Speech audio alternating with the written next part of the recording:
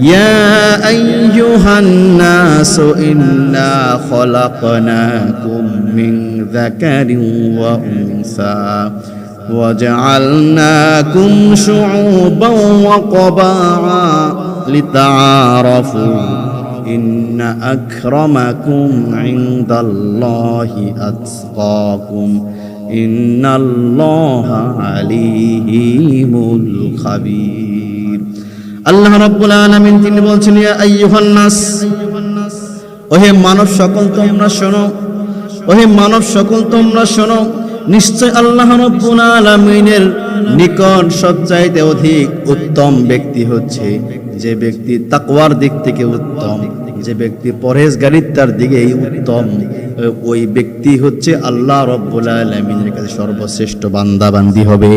সুবহানাল্লাহ। যে ব্যক্তি তাকওয়ার দিক থেকে উত্তম, যে ব্যক্তি দিনদারিত্বের দিক থেকে উত্তম, যে ব্যক্তিরা যে বান্দা বান্দিরা মুত্তাকির দিক থেকে উত্তম, পরহেজগারিতার দিক থেকে উত্তম, ওই ব্যক্তিগুলো আল্লাহ সুবহানাহু ওয়া তাআলার কাছে সর্বশ্রেষ্ঠ বান্দা। সুবহানাল্লাহ বিহামদিহি।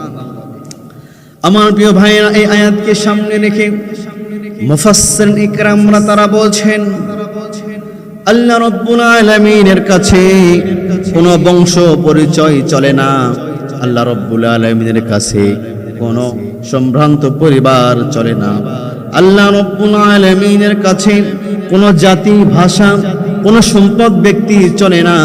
আল্লাহ রাব্বুল আলামিনের কাছে চলে যে ব্যক্তিটা তাকওয়াপূর্ণ, যে ব্যক্তিটা খুলুসিয়াতপূর্ণ, ওই ব্যক্তির দাম আল্লাহ রাব্বুল আলামিনের কাছে সর্বশ্রেষ্ঠ দামি ব্যক্তি।